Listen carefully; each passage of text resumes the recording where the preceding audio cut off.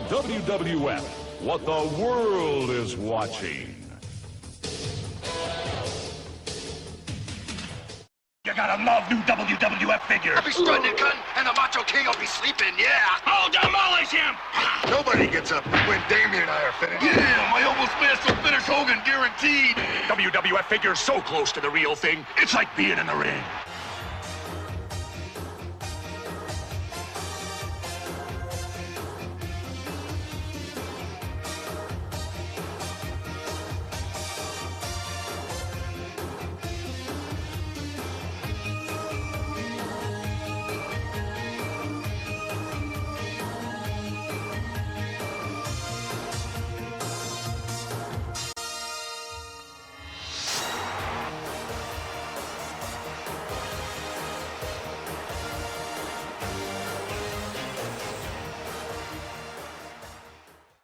WWF.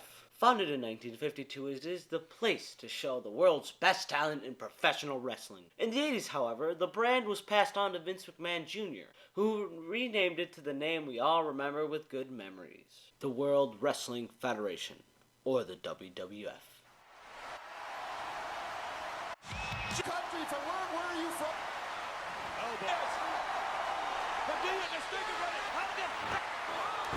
Omega powers. Power. The Ultimate Warrior. Right in the... No. We have a new champion. World Wrestling Federation champion.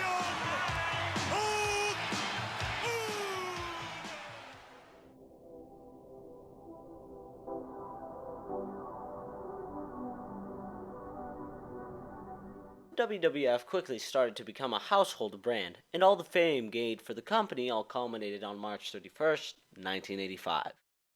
WrestleMania 1. And after the success that was WrestleMania 1, the WWF quickly moved on to NBC to make Saturday night's main event. This was when the already strong wrestling boom of the 80s went from a 50 to a 200, and within that exploding interest, a miracle happened. The majority of the WWF fans were kids.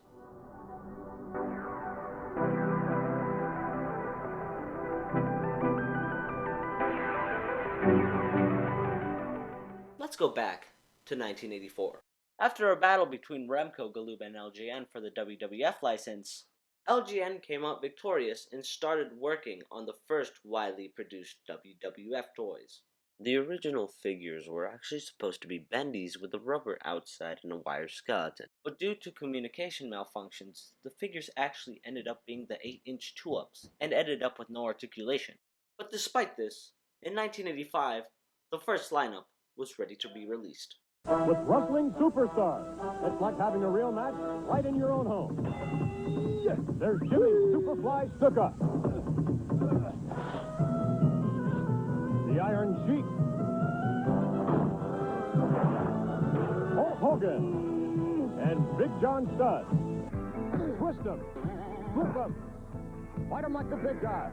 There's even André the Giant, wrestling superstars, each sold separately. New from LJN. For 3 years, it was impossible to keep an LJN figure on the shelf. And the figures, of course, were a huge success with no sign of stopping, with bendies, thumb wrestlers, and more being added to the basic figure lineup until 1987, in which LJN made a massive mistake with their highly realistic water pistol line known as, with several accounts of bank robbery and kids pointing guns at police officers and therefore getting shot. These tragic events was when LJN parent company MCA Universal closed LJN's doors in 1989. And for the first time in 5 years, the WWF license was without any toys. But not for very long.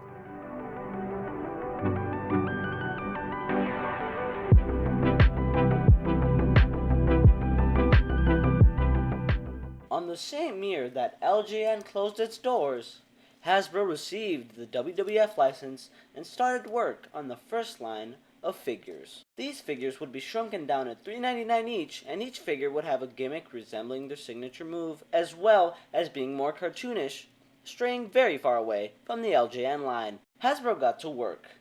After all their 2-ups, sketches, and mock-ups were done, Hasbro was ready to release the iconic first series of WWF figures.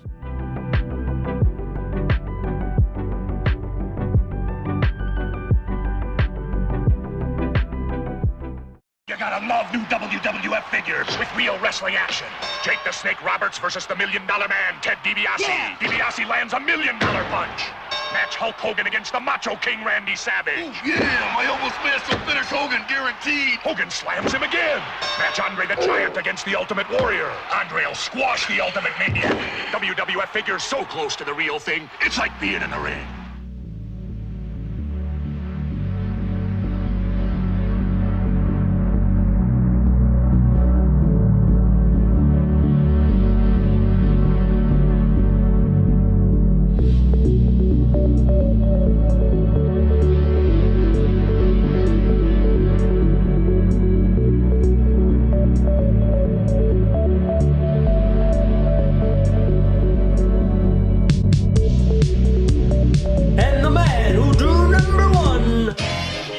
Akeem with a body slam. This guy's painting and sculpting is pretty nice. The beard's also really nice on the face, and his action feature is to body slam someone, which I will demonstrate now with our test dummy, AJ Styles from the Retro series.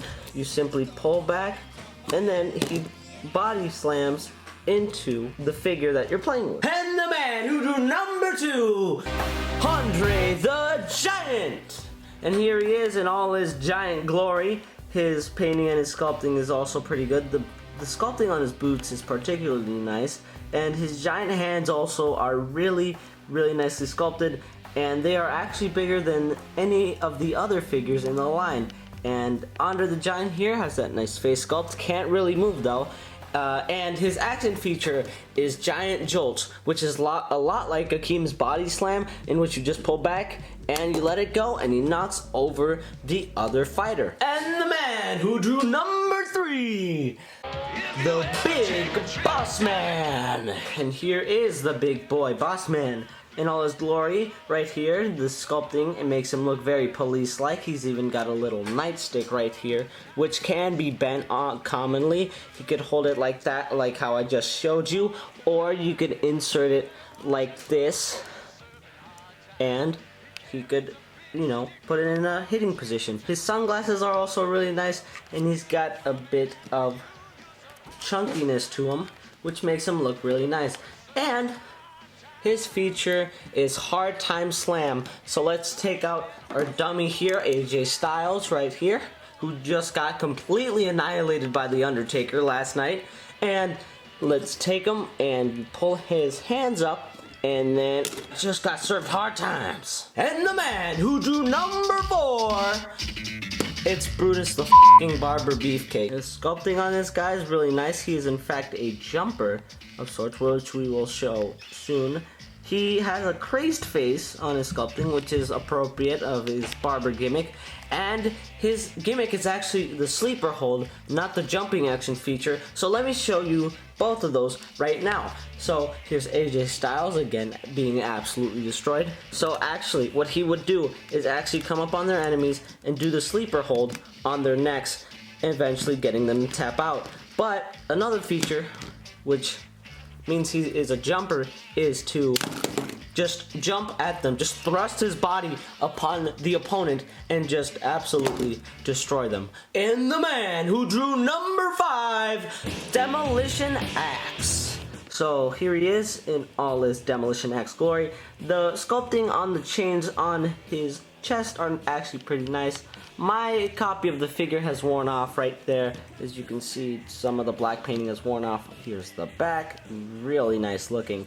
And then also, his face painting is also really amazing. But as you can see, mine has been chipped off. So his action feature is the axe attack. So basically, you lift up his arms. Let me see if I can do that. Alright, and then you take your action figure right here, and then he just slams them down. And the man who drew number 6, Demolition Smash with Demolition Smasher. So you can see again, the sculpting on his body, again, just like Smash, is actually really beautiful. And his face sculpt is probably one of the best in my opinion, of the first series in the line. It's just so colorful, so red, like his tongue is stinging out. That just screams 90s. So his Demolition Smasher is basically, you take his arm, pull it back, and then you smash into AJ Styles. And the man who drew number 7, Hulk Hogan with Gorilla Press Slam. So this guy right here, it's Hulk Hogan himself. He's got a nice Hulk Rules t-shirt on him in this front. My copy fortunately doesn't have all of his fingers torn off, which is a common problem with these Hogan figures. The boots are nicely painted, and the red and yellow just makes him a really colorful figure. And man, just Hulk Hogan is Hulk Hogan, man. He's the WWF. He is what the WWF is. So anyway, let's put this guy up. Let's do his Gorilla Press Slam, which is his action feature. You see he's kind of clicking, so his action feature might not work as well. Let's put him, AJ Styles, on top, and he slams him down with the Gorilla Press Slam. And the man who drew number 8, Jake the Snake Roberts. And here he is in all his glory. He is probably my favorite figure out of the line. He's just so unique, and just Jake the Snake Roberts is just an amazing wrestler. Man, I absolutely love him. He's such an inspiration, man.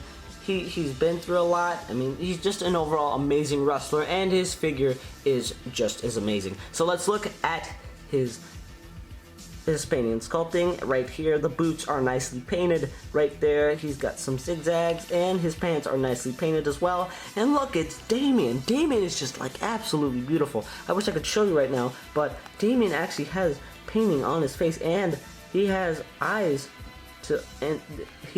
sculpted in, which is actually a really nice detail. Hasbro did not need to add that, because the LGN Damien was just so, like, it was just a bendy, so it wasn't that good. But this guy, he's just flexible. He doesn't stay in his place, but you can wrap him around other wrestling figures. Also, which is really nice, is that Damien actually has some painting in his underbelly, which was unnecessary, but it just comes to show just how amazing the Hasbro line is. Let's take a look at his Python Punch. Let's take a look at his Python Punch. You just simply gotta pull back. I'll put him with Damien right here. Take AJ Styles, and then you simply just pull back his arm, hold him there a little bit, and then punch. And the man who drew number 9, Macho Man Randy Savage with Elbow Smash. And here we are. Here is the man himself, one of the greatest wrestlers of all time. Let's take a look at his decor. Of course, the sunglasses, absolutely amazing, just amazing. The little pants, touch, and his boots, yellow. Really simplistic, but just an amazing figure. The wrestler this figure represents is just amazing. You really can't screw up a Macho Man Randy Savage figure. Now let's take a poor AJ Styles right here, and let's get him more beat up. So, elbow smash. What you gotta do right here is pull his arms up, and then he will slam them down. So let's do it from the top rope. There we go. For those of you who don't see it, here it is. Ooh yeah! And the man who drew number 10, Ravishing Rick Rude with Rude Awakening Headlock. And here is just another legend of wrestling, really. Look at him. Look at him. Just amazing figure. Although, my only complaint with this figure would be the minimal articulation, which had to be compensated for his action feature, which I'll show you later. Let's check out the painting and sculpting on this guy. The painting on his pants, really amazing. It just screams Rick Rude. And there's the little lacings right there on his boots. Let's take a look at the upper body. Of course, the musculature of Rick Rude is there. And his face, one of the only 2 parts that can move, including his arm. And now let's check out the Rude Awakening Headlock. In fact, this could be turned into 3 things. It could be turned into the Rude Awakening Headlock, it can be turned into Rick Rude's neck breaker, and it can also be turned into a suplex. So let's check out all those 3 things with a figure that does not have such a big head as AJ Styles, but instead, let's use the Big Boss Man right here. So, let's use the Rude Awakening headlock right first. As you can see, he holds his face and starts punching him in the, face. And also, here is the neck breaker. You just put him right here.